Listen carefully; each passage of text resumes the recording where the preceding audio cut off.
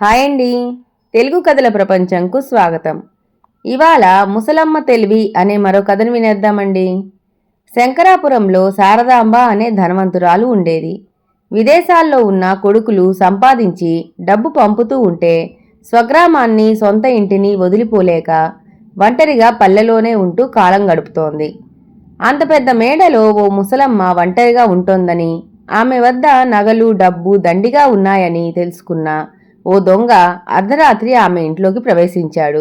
గదిలో నిద్రపోతున్న ముసలమ్మను నిద్రలేపి లేచి కూర్చున్న ముసలమ్మను కత్తి చూపి బెదిరిస్తూ, ముసలమ్మ, నీ చేతి గాజులు నగలు డబ్బు పట్టుకుపోతాను అంటూ కత్తిని గొంతు వద్ద పెట్టాడు. ముసలమ్మ భయం భయంగా చూస్తూ, ఏ ఏ ఎవరు? దొంగ దొంగ అంది. కత్తిని గొంతుకు మరింత దగ్గరగా తెచ్చి, అరవకు, అరిస్తే చస్తావ్ అన్నాడు. ముసలమ్మ ఆలోచనలో పడింది. తానా ఒంటరిది, ప్రతిఘటిస్తే చావు తప్పదు, ఉపాయంగా అపాయాన్ని తప్పించుకోవాలి అనుకున్నది.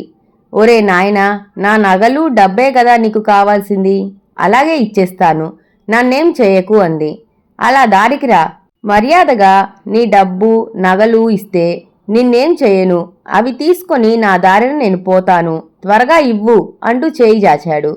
శారదాంబ మెళ్ళో గొలుసు చేతి గాజులు తీసి ఇచ్చి, ఆ బీరువాలో డబ్బు ఉంది, అది కూడా ఇస్తాను, పట్టుకుపో అంటూ బీరువా తెరిచి డబ్బు కూడా ఇచ్చింది.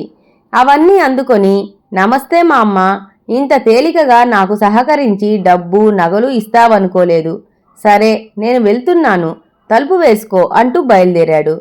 శారదాంబ, ఆగు నాయనా, తొందరేముంది, నిదానంగానే వెళ్దువు అన్నట్లు ఆ పక్క గదిలో 2 పట్టుచీరలు కూడా ఉన్నాయి, అవి ఇస్తాను, పట్టుకుపోదువు, నన్ను కాస్త అలా వెళ్ళనీ అంది. నగలు డబ్బు ఇవ్వడమే కాకుండా పట్టుచీరలు కూడా ఇస్తానంటోంది, ఈమెకేమైనా చాదస్తమా పిచ్చా అంటూ ఆలోచనలో పడ్డాడు. అతన్ని తప్పుకొని గదిలోంచి బయటపడి గదికి గొల్లెం పెట్టి వీధిలోకి వచ్చి, దొంగ దొంగ దొంగ, రండి రండి అంటూ పెద్దగా కేకలు పెట్టింది. ఆ కేకలకు పక్క ఇంట్లో వాళ్ళు లేచి పరిగెత్తుకుని వచ్చారు. అమ్మా, ముసలిదానా, చంపావు గదే అంటూ పరిగెత్తి బయటపడబోయిన దొంగను అందరూ కలిసి పట్టుకున్నారు. వరండాలో గుంజకు కట్టేశారు. పోలీసులు రంగప్రవేశం చేసి దొంగను పట్టుకొని బేడీలు వేసి ఉపాయంగా అపాయం నుండి తెలివిగా బయటపడ్డాయి. ఎంతో కాలంగా పోలీసులు కన్నుగప్పి తిరుగుతున్న గజదొంగను పట్టించినందుకు శారదాంబను అభినందిస్తూ దొంగను తీసుకుపోయారు. శారదాంబ తెలివికి అందరూ అభినందించారు. ఇంతటితో కథ కంచికి మనం ఇంటికి.